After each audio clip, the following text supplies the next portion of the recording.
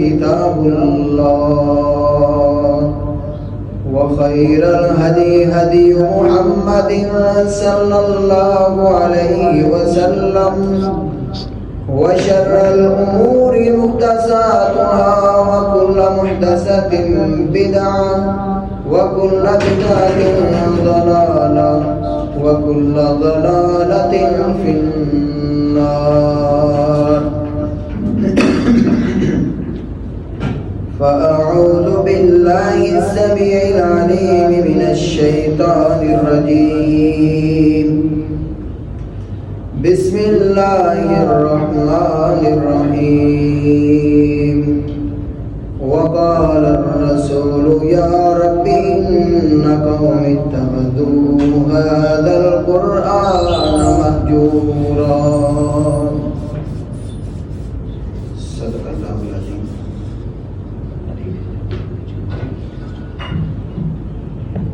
تمام کے سامنے حمد و ثنا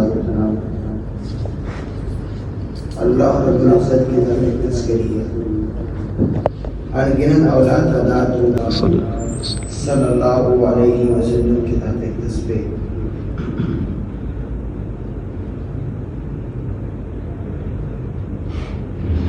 مسلمانوں کی تربیت کے لیے، مسلمانوں کی تطہیر کے لیے، اپنے ہی بندوں کو اپنے اور زیادہ قریب کرنے کے لیے رب العالمین نے دو انعام عطا فرمائے. ایک انعام رمضان المبارک کا ہے اور دوسرا انعام رمضان المبارک کے مہینے میں قرآن کریم کے نزول کا ہے. یہ دونوں چیزیں ہی انسان سے مخاطب ہیں. ان دونوں کا خطاب انسان کی طرف ہے. روزے کی قدر بھی انسان کرے گا اور قرآن کریم کا فہم، قرآن کریم پہ تدبر اور قرآن کریم کی تلاوت بھی انسان ہی کرے گا. جب انسان ان دونوں کا حق ادا کرے گا، جب انسان رمضان اور قرآن کو ملا کے ان سے فیوض حاصل کرے گا، برکات حاصل کرے گا، ان کے حق ادا کرے گا، پھر رمضان بھی انسان کے بارے میں اللہ کے ہاں سفارش کرے گا اور قرآن بھی کرے گا. لیکن المناک بات یہ ہے، خطرناک بات یہ ہے، جس طرح قرآن اور رمضان، قرآن اور روزہ ہمارے حق میں سفارش کریں گے، اللہ کے ہاں جھگڑا کر کے ہمیں بچائیں گے، ہمیں چھڑائیں گے، ہماری سفارش کریں گے، بالکل ایسے ہی روزہ اور قرآن انسان کے خلاف بھی سفارش کریں گے. آج کے جمعہ میں ہم صرف اس میں بات کریں گے کہ روزہ اور قرآن ہمارے خلاف کس طرح جا سکتے ہیں. حق میں جانا تو بات سمجھ آتی ہے، سفارش کرنا تو بات سمجھ آتی ہے، لیکن ہم روزے بھی رکھیں، ہم قرآن بھی پڑھیں، ہم ان کے ساتھ محبت بھی کریں اور پھر یہ دونوں ہمارے خلاف جائیں، یہ بات ذرا مناسب نہیں ہے. تو آج ہم اسی پہ بات کریں گے. اللہ رب العزت ہمیں حق سچ بیان کرنے کی توفیق عطا فرمائے. آمین. الہ العالمین نے فرمایا اومن کان میتا فاحییناہ وجعلنا له نورا يمشي به في الناس كمن مثله في الظلمات ليس بخارج منها كذلك زين للكافرين ما كانوا يعملون. کیا ایک ایسا انسان جو مردہ تھا اللہ رب العزت نے اس کو زندگی عطا فرمائی. وَجَعَلْنَا لَهُ نُورًا يَمْشِي بِهِ فِي النَّاسِ. پھر الہ العالمین نے اس انسان کے لیے ایسی روشنی کا بندوبست کیا کہ اس میں چلنا شروع کر دیا. موت سے زندگی دی اور پھر اس کے لیے وسائل مہیا کیے تاکہ وہ دنیا کے اندر چل پھر سکے. اور فرمایا کیا یہ خوش نصیب انسان ایسے انسان کی مانند ہو سکتا ہے کمم مثلہ فی الظلمات لیس بخارج منہا، جس کو اللہ نے زندگی بھی نہیں دی، جس کو زندگی کے سکون بھی نہیں دیے، جس کو زندگی میں راحت میسر نہیں گئی، اور پھر وہ انسان اندھیروں میں بھٹک رہا ہے، ظلم کے اندھیروں میں، شرک کے اندھیروں میں، اللہ کی ناراضگی کے اندھیروں میں، نبی صلی اللہ علیہ وسلم کی نافرمانی کے اندھیروں میں وہ انسان اندھیروں کے اندر اپنی زندگی گزار رہا ہے. الہ العالمین نے فرمایا یہ دونوں برابر نہیں. کذالک زینا للکافرین ما کانوا یعملون. جو بھی کوئی انسان اللہ کی باتوں کا انکار کرے گا، اللہ کے پیغام سے منہ موڑے گا، الہ العالمین نے فرمایا ہم اس کے لیے وہی اعمال مزین کر دیں گے، خوبصورت بنا دیں گے جس کے پیچھے وہ بھاگ رہا ہے. اگر آپ اللہ کی نافرمانی چاہتے ہیں، اگر آپ اللہ کی نافرمانی میں آگے نکلنا چاہتے ہیں تو کوئی بات نہیں، اللہ آپ کو اور زیادہ ڈھیل دے دیں گے. اور زیادہ سرکشی میں نکل جاؤ، اور زیادہ نافرمانی میں نکل جاؤ تاکہ تمہارے اوپر اللہ کا عذاب ثابت ہو جائے، اس کی مہر لگ جائے. تو اگر ایسا نہیں چاہتے تو پھر اللہ کے نور کی طرف آؤ، پھر اللہ کی روشنی کی طرف آؤ، پھر اللہ کی برکات کی طرف آؤ، جس کو الہ العالمین بھی پسند فرماتے گئے کہ اس کے بندے اس کی برکات کو حاصل کریں، اس کی رحمتوں کو حاصل کریں، اس کی خوش نصیبیوں کو حاصل کریں، اس کے جو انعامات جو اس نے اپنے بندوں کے لیے رکھے گئے اس کے بندے انہیں حاصل کر لیں. ایسے ہی یہ قرآن اور رمضان ہمارے خلاف جا سکتا ہے جب ہم ان کی قدر نہیں کریں گے، جب ہم روزے کا مقصد صرف یہی سمجھ لیں گے کہ صبح سحری کر لو، شام کو افطاری کر لو، دن اپنی مرضی کرو، بس اسی کا نام روزہ ہے، تو پھر روزہ ہمارے حق میں شفاعت نہیں کرے گا بلکہ ہمارے خلاف شفاعت کرے گا. کیونکہ احادیث کے اندر نبی مکرم صلی اللہ علیہ وسلم نے فرمایا کہ اس انسان کا کوئی روزہ نہیں ہے جو روزہ رکھنے کے بعد غیبت سے پرہیز نہیں کرتا، اس انسان کا کوئی روزہ نہیں ہے جو روزہ رکھنے کے بعد شہوات سے پرہیز نہیں کرتا، روزہ نہیں ہے جو روزہ رکھنے کے بعد بھی سیئات سے پرہیز نہیں کرتا. وہ تو بس ایک نام کا روزہ ہے جو انسان صبح کو کھانا بند کرے اور شام تک بند رکھے. اللہ کو ایسی بھوک اور ایسی پیاس سے دور رہنے کا کچھ فائدہ نہیں ہے. الہ العالمین تو اپنے طریقے کے مطابق روزہ رکھوانے چاہتے ہیں، اور وہ طریقہ کیا ہے؟ روزہ رکھے اور پھر روزے کے بعد متقی بن جائے، پرہیزگار بن جائے. اس کا روزہ اسے اخلاقیات سکھائے، روزہ اسے شہوات سے دور رکھے، روزہ اسے اللہ کی نافرمانیوں سے دور رکھے، روزہ اسے سیئات سے دور رکھے. اگر ایسا روزہ ہے تو یقیناً یہ روزہ ہمارے حق میں شفاعت کرے گا، اور اگر ایسا روزہ نہیں ہے تو پھر یہ روزے کی توہین ہے جو کل قیامت والے دن ہمارے خلاف جائے گا. ایسے ہی قرآن کے نبی مکرم صلی اللہ علیہ وسلم نے فرمایا، ابو مالک اشعری رضی اللہ تعالیٰ عنہ کو بیان کرتے گئے، امام الانبیاء نے فرمایا والقرآن حجت لك أو عليك كل الناس يغدو فباعع نفسه فمعتقها أو موبقها. امام الانبیاء نے فرمایا والقرآن حجت لك أو عليك، یہ قرآن کریم آپ کے حق میں سفارش کرے گا، أو عليك یا پھر آپ کے خلاف سفارش کرے گا. قرآن کریم آپ کے حق میں سفارش کرے گا، اللہ سے جھگڑا کرے گا. ایک حدیث میں آتا ہے نبی مکرم صلی اللہ علیہ وسلم نے فرمایا کل قیامت کا دن ہوگا، ایک بڑی سونی شکل اللہ کے سامنے کھڑی ہو جائے گی اور اللہ سے جھگڑا کرے گی انسان کے بارے میں.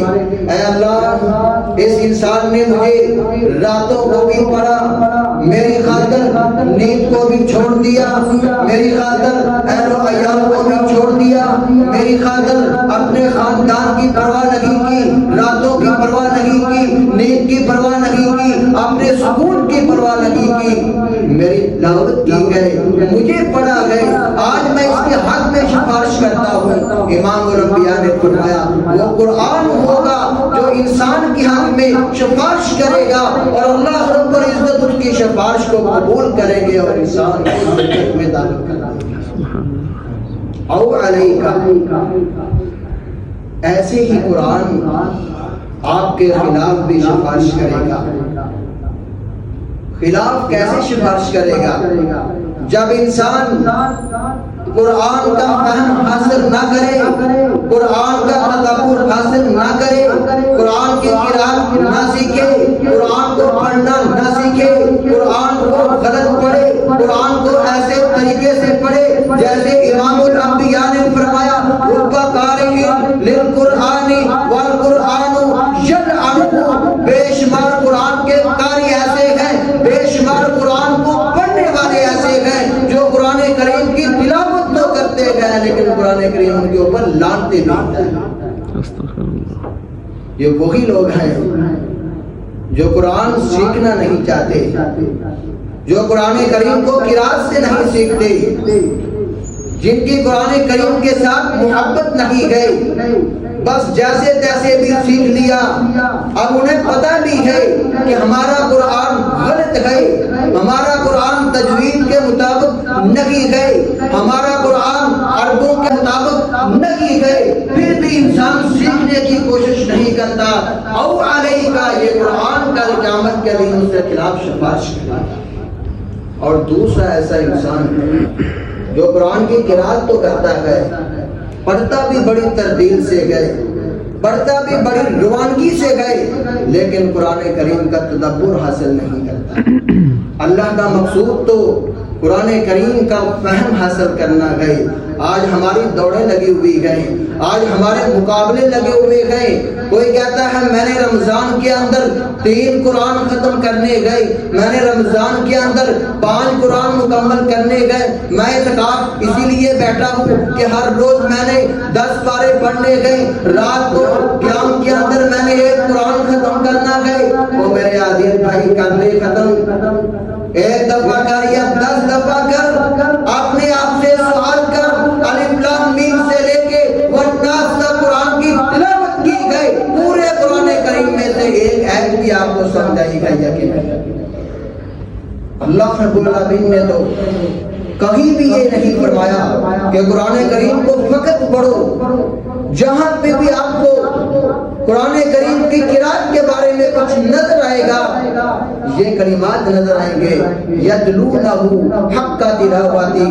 اللہ کے نیک بندے تو قرآن کریم کا حق ادا کرتے ہیں. تو کیا یہ حق ہے ہم پورا قرآن سن جائیں، ایک لفظ بھی سمجھ نہ آئے، 100 دفعہ پڑھ جائے، سورہ فاتحہ کا ترجمہ بھی نہ آئے، 1000 دفعہ پڑھ جائے، ایک سورت کا فہم بھی حاصل نہ ہو. ایک طرف ایک انسان ہزاروں دفعہ قرآن کریم کی تلاوت کرے، دوسرا انسان جو 1 پارے کا فہم حاصل کرے، 1 سورت کا فہم حاصل کرے، یہ اس سے بہت زیادہ فضیلت والا ہے. اگرچہ تلاوت کرنے سے ثواب تو مل جائے گا، لیکن اللہ رب العزت کو وہ خوشی آپ سے نہیں ملے گی جو اللہ چاہتے ہیں، کیونکہ اللہ تو آپ کو اپنا پیغام دینا چاہتے ہیں، اللہ تو آپ کے ساتھ باتیں کرنا چاہتے ہیں، اللہ رب العزت تو آپ کو ایک بڑا انسان بنانا چاہتے ہیں، الہ العالمین تو آپ کو دنیا کے اندر زندگی گزارنے کے اصول سکھانا چاہتے ہیں، الہ العالمین تو آپ کے ساتھ محبت کرنا چاہتے ہیں، الہ العالمین تو آپ کو رشتوں کے درمیان تمیز سکھانا چاہتے ہیں۔ آج ہم قرآن کریم بھی پڑھتے ہیں، بہنوں کی وراثت کو ہڑپ بھی کرتے ہیں، آج ہم قرآن کریم بھی پڑھتے ہیں، یتیموں کا مال بھی کھاتے ہیں، آج ہم قرآن کریم بھی پڑھتے ہیں اور روزے میں غیبت بھی کرتے ہیں، آج ہم قرآن کریم بھی پڑھتے ہیں اور اللہ کا خوف ہمارے دور دور تک نہیں گئے، تو پھر قرآن پڑھنے کا فائدہ کیا ہے؟ والقرآن حجت اللہ کا او علیکا، یہ قرآن آپ کے حق میں سفارش کرے گا یا آپ کے خلاف سفارش کرے گا۔ آج ہم نے یہ موضوع اسی لیے رکھا ہے کہ باقی باتیں جو دن گئے ہم ان کو ضائع نہ کریں۔ اگر پہلے دنوں سے ہم نے فائدہ اٹھایا ہے تو بڑی اچھی بات ہے، سعادت کی بات ہے، اگر نہیں اٹھا سکے تو جو چند دن باقی گئے رمضان المبارک کے، اس میں ہم کثرت سے فائدہ اٹھائیں۔ اگر ہم نے قرآن پورے کا پورا پڑھ لیا ہے اور ہمارے اخلاق بہتر نہیں ہو سکے تو کچھ فائدہ نہیں۔ ماں عائشہ رضی اللہ تعالیٰ عنہ فرماتی ہے، کسی نے آپ سے سوال کیا کہ مجھے نبی کے اخلاق کے بارے میں بتلا دیجیے، آپ کا اخلاق کیسا تھا؟ ماں جی فرماتی ہے، کیا آپ نے قرآن نہیں پڑھا؟ پورے کا پورا قرآن نبی کا اخلاق ہے۔ تو قرآن میں اللہ رب العزت نے کیا سکھایا ہے؟ صرف ایک رکوع پڑھ لے، صرف ایک رکوع قرآن کریم کا پڑھ لے۔ وَلَقَدْ آتَيْنَا لُقْمَانَ الْحِكْمَةَ أَنِ اشْكُرْ لِلَّهِ وَمَن يَشْكُرْ فَإِنَّمَا يَشْكُرُ لِنَفْسِهِ، جو بھی کوئی انسان یہ ایک رکوع پڑھ لے کہ قرآن کریم کے اندر الہ العالمین نے لقمان علیہ السلام کے کچھ اوصاف جو اللہ کو بڑے ہی پسند آئے وہ قرآن میں ذکر فرما دی۔ ایک رکوع پڑھنے کی وجہ سے، ایک رکوع کا فہم حاصل کرنے کی وجہ سے آپ کی زندگی بدل جائے گی۔ اس ایک رکوع کے اندر الہ العالمین نے کیا بیان کیا؟ سب سے پہلے فرمایا کہ اللہ کے ساتھ شرک نہ کرو، والدین کے ساتھ حسن سلوک کرو، نماز کو قائم کرو، زکوٰۃ کو ادا کرو اور اچھائی کا حکم دو، برائی سے منع کرو۔ واصبر علی ما اصابک، اگر اچھائی کا حکم دینے پہ، برائی سے روکنے پہ آپ کو کوئی تکلیف آئے، آپ کو کوئی پریشانی آئے، آپ کو کوئی اذیت دے، واصبر علی ما اصابک، اس کے اوپر صبر کرو۔ ولا تسعر خدک للناس، منہ پھلا پھلا کے باتیں مت کرو، ایسے غصے سے باتیں کر رہے ہو کہ تمہارے منہ سے تھوکیں نکل رہی ہے، کسی کو کچھ سمجھ نہیں آ رہا، چیخ چیخ کے باتیں کر رہے ہو۔ اللہ تعالیٰ فرماتے ہیں ایسے نہ کرو، نرمی سے بات کرو، تکبر نہ کرو، زمین پہ عاجزی اختیار کرو، اور فرمایا اونچی آواز میں بات نہ کرو۔ اصول اگر ہم اپنی زندگی میں لے آئیں جس کی ہمارے اندر کمی ہے تو اندازہ لگائیں ہماری، یہ تو ایک رکوع ہے، وہ بھی میں نے مفہوم بیان کیا ہے۔ ایسے جب ہم پورا قرآن تدبر سے پڑھیں، آج والدین کو شکوے گئے کہ اولاد فرما بردار نہیں گئے، حالانکہ الہ العالمین نے قرآن کریم کے اندر تفصیل کے ساتھ والدین کے حقوق بیان کیے ہیں، لیکن ہم نافرمان کیوں ہیں؟ ہم والدین کی فرما برداری کیوں نہیں کرتے؟ اسی لیے کہ ہم قرآن کو صرف پڑھتے ہیں، ہم قرآن کا فہم حاصل نہیں کرتے۔ ہم قرآن کا تدبر حاصل نہیں کرتے تو میرے عزیز بھائیوں تلاوت سے اللہ کا مقصود حاصل نہیں ہوگا، تلاوت سے قرآن کریم کا مقصود حاصل نہیں ہوگا۔ اس کو سمجھنے کی کوشش کرو، اس کا مفہوم حاصل کرو، اس کا مقصود حاصل کرو۔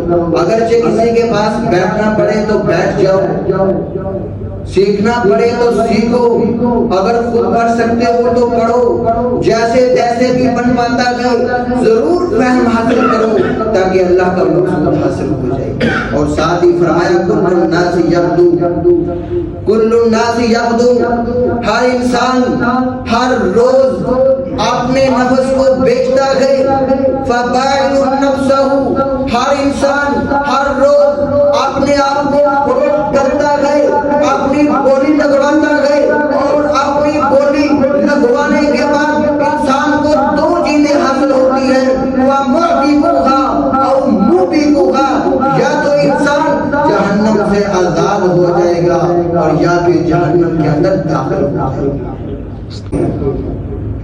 ہر روز سورج طلوع ہونے کے بعد ہم اپنے آپ کو بیچتے گئے، بیچنے کے بعد یا جہنم میں جائیں گے یا جنت میں جائیں گے۔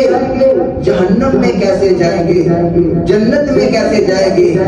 جب ہم اپنا سودا اللہ کی رضا کی خاطر کریں گے، جب ہم اپنا نفس اللہ کی اطاعت میں بیچیں گے، جب ہم اپنا نفس ایمانداری میں بیچیں گے، جب ہم اپنا نفس اخلاقیات کے بدلے بیچیں گے، جب ہم اپنا نفس لوگوں کو خوش کرنے میں بیچیں گے، جب ہم اپنے آپ کو لوگوں کو آسانیوں میں داخل کریں گے تو پھر ہم جنت کی طرف جائیں گے۔